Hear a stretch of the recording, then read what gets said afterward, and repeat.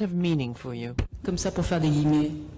African writing, yes, and I think of myself as coming from a tradition of African writing. I think I'm here today because of the people who came before me. I'm here today because Chinua Achebe wrote, and Flora Mwapa wrote, and Ame Ataidu wrote, and Muthoni Likimani wrote, and Ngugi wa Thiong'o wrote. I think of myself as coming from a tradition. But I also, the reason that I sometimes worry about labels like that is that for me, it's not so much the labels as it is the value that we give to them. So sometimes when something is labeled African literature, I start to worry because I think what is important for me, it's imperative that we give African literature the same value that we give literature from any other part of the world. That we don't see it as, sometimes I think that, so there have been times when I've been asked, are you an African writer? And especially when I'm in a bad mood, I say no. And the reason, when I haven't slept well, the reason I say no is that I sometimes think that that label, it's not because I'm ashamed or because if I were to be born again, I want to be born an African. I'm deeply happy to come from this wonderful place.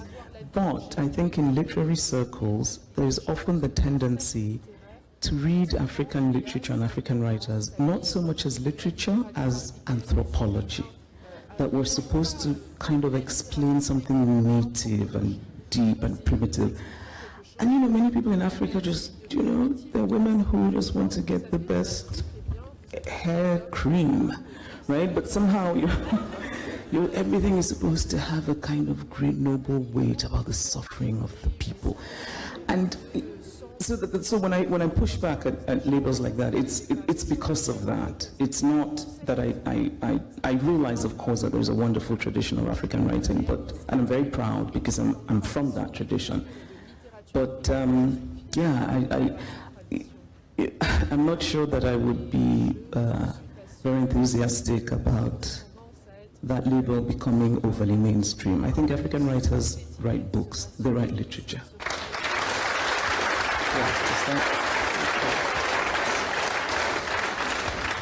And Chimamanda, you have two countries, two homes, two cultures, at least. And you also have several languages in your novels. Your novels, you write in English, the official language in Nigeria. But there are also the languages spoken in Nigeria, Igbo, Yoruba, I hope I'm pronouncing this properly. And is it that wealth you grew up in which makes you want to write with everything you have inside yourself? I don't know. I speak only 2 languages, sadly. I wish I spoke more, but and I grew up in Igbo land, so I grew up surrounded by Igbo speakers, and I grew up surrounded by Igbo culture, and I grew up in a university community, so it was very progressive and very English speaking, but it was also rooted in Igbo cultural norms, and I think those have shaped me. I think that there is a sense in which my sensibility is Nigerian, particularly, but it's also Igbo. There's certain things that are particularly Igbo, and it's having been raised in southeastern Nigeria, where where Igbo culture was kind of the norm. You went to the market and people just spoke Igbo to you automatically, and you absorb these ideas, things like respect for elders, and of course there's a lot I quarrel with. There's a lot about Igbo culture that I want to change, that I want to push back on, and they're mostly things that I think are oppressive to women. But in a large sense, I think my Igbo sensibility has shaped my storytelling. And even the use of language. I write in English because I was educated in English, and I can't really write. I mean, I can write Igbo, but I can't make an argument in Igbo because I don't have the skills.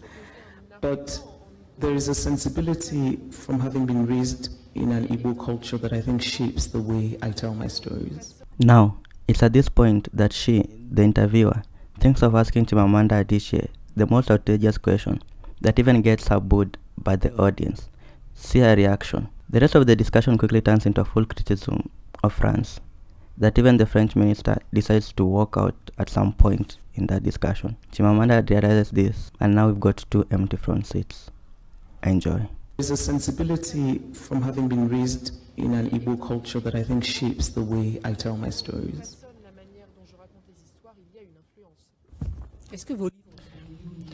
And do people read your books in Nigeria? They do, shockingly. They do. Est-ce qu'il y a des librairies?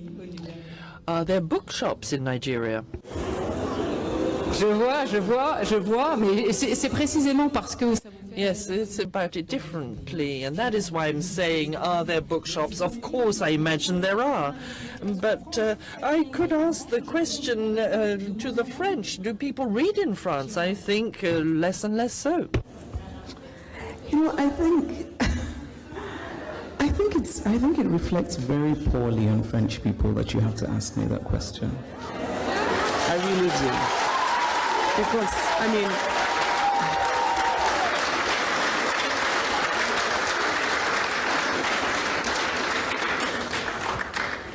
because I think surely, I mean, it's 2000, you know, I mean, come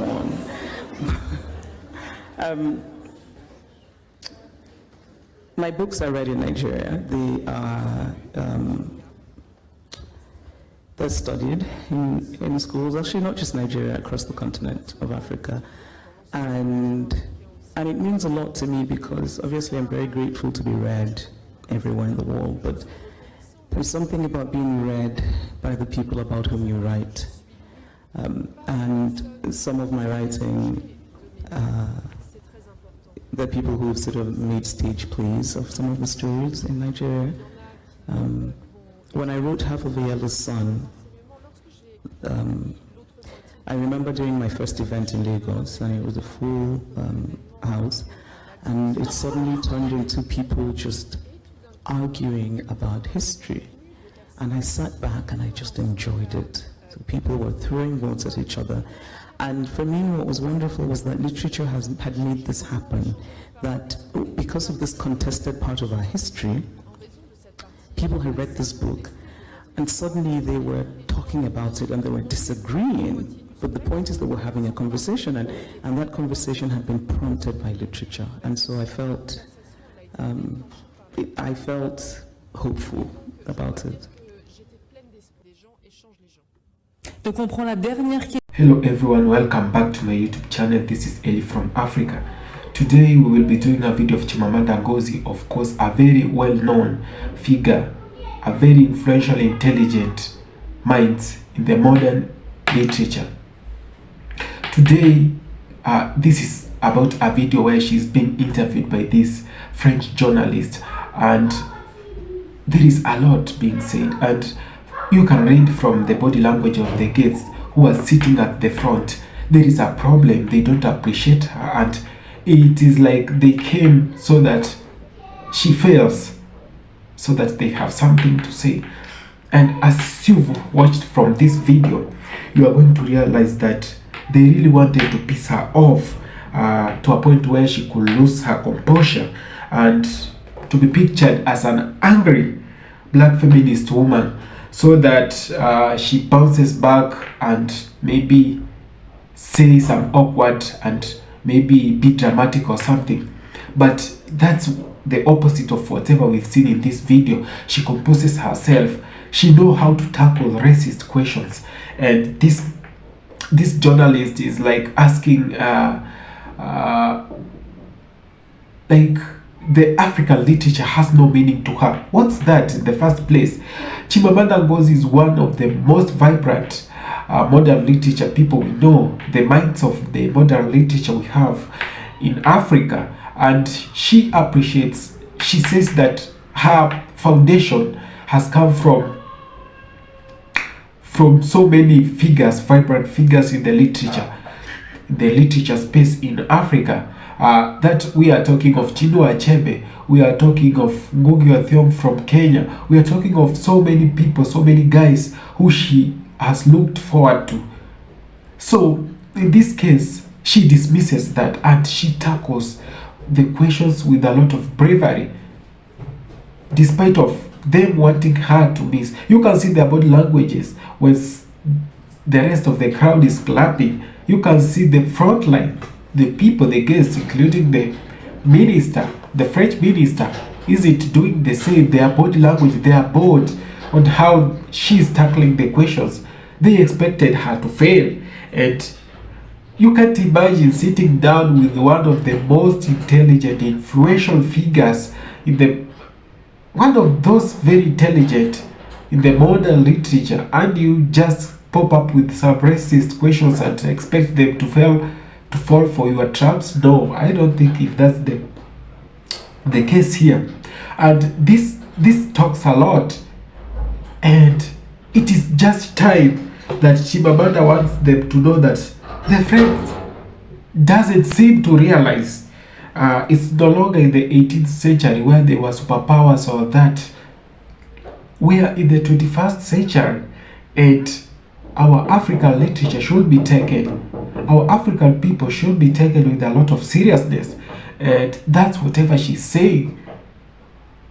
The French people, the British, those from United States, so many of them from Europe and America,